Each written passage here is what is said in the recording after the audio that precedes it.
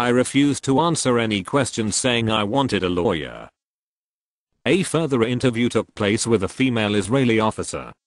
When I refused to sign the form she had, which were in Hebrew, stating that we had entered Israel illegally, and asked for a lawyer, she became very angry and threatened me with prison if I did not sign the forms and cooperate.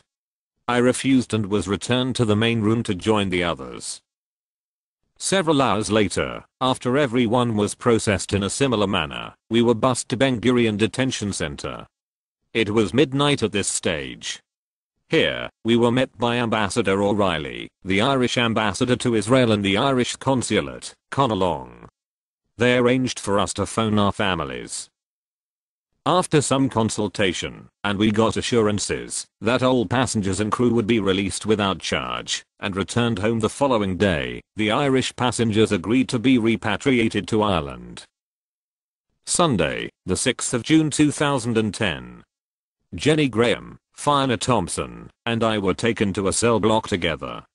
We had a meeting with an Irish consulate representative, who informed us of details regarding our flights. At 8 p.m., we were taken to the airport, where our luggage was checked, and we were processed for flights. Here we saw the crew who were leaving for flights home to the Philippines and Cuba. The captain had already flown home to Scotland, and our 5 Malaysian friends had gone home via Jordan earlier that day.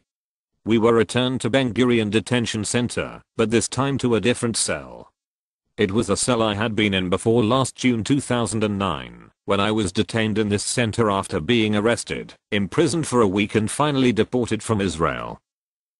Monday, the 7th of June, early in the morning, the Irish group, Dennis Halliday, Jenny and Eric Graham, Fiona Thompson and I were escorted to Ben Gurion Airport to fly via Frankfurt to Dublin, Ireland.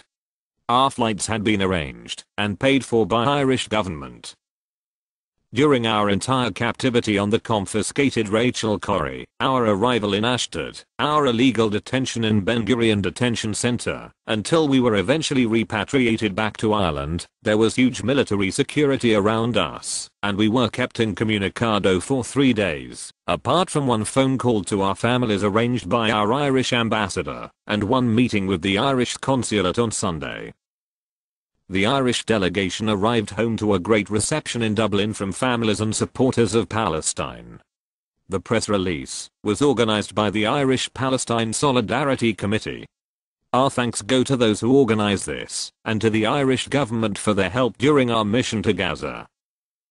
To the people of Gaza, we are sorry we never got to you. Sorry to have raised your hopes and dashed them when we, yet again, were diverted against our will and wishes to Ashdod. But the Freedom Flotilla will be back.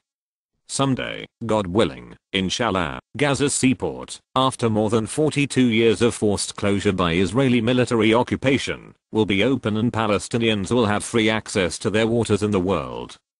Someday too, Gaza's airport will be reopened after having been bombed by the Israeli military, and they will be free to cross and trade through the land crossings. All this will happen, not because the Free Gaza movement sails to Gaza, but this helps, but because the people of Gaza and Palestine have kept faithful to their non-violent resistance, to demand an end to the occupation and their right to self-determination and human dignity. We also hope that the international independent inquiry into the massacre by Israeli soldiers of the 9 peace activists on board the Mavi Marmara will bring forth the truth, and that justice will be done for those people who died needlessly as they tried to help those suffering in Gaza. Salam. Mered Maguire Nobel Peace Laureate, July 2010. Chapter 22. Epilogue. By Greta Berlin. The 30th of April, 2011. The murder of human rights activist, Vittorio Arrigoni, is a tragedy for his family, for those of us who knew him, and for the Palestinians who loved and admired him. The Steering Committee of Freedom Flotilla condemns this senseless murder and the people who are behind it. They took the life of one of the most passionate supporters of justice for Palestine. This murder is damaging to the Palestinian struggle for freedom and justice, as well as our work in support of that struggle. In his honor, we are naming our next voyage Freedom Flotilla. Stay human. Nothing that we write can capture the man who was so full of the joy of life, a man with a pipe in his mouth and the captain's hat always tilted at an angle on his head. The man with a big smile and gentle nature, someone who used his physical strength to hold small children in his arms, sometimes several at a time. His laughter and his last comments every time we saw him will ring in all of our ears as we board the boats to return to Gaza in June 2011. "Stay human," he would say, then grin and clench his pipe in his teeth.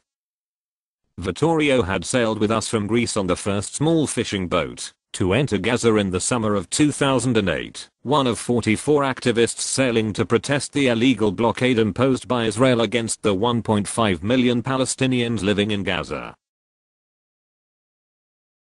"We will do our best, Vic, to carry on the work you have done.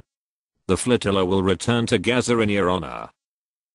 Notes from Chapter 1, All Aboard to Gaza. 1. Middle East Report, 152, The Uprising, 1988.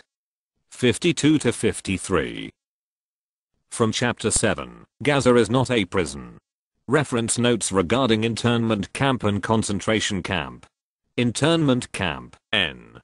A camp, where prisoners of war and hostile aliens are kept during a time of war. www.thefreedictionary.com web link.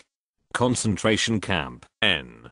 A camp, where civilians, political prisoners, and sometimes prisoners of war are detained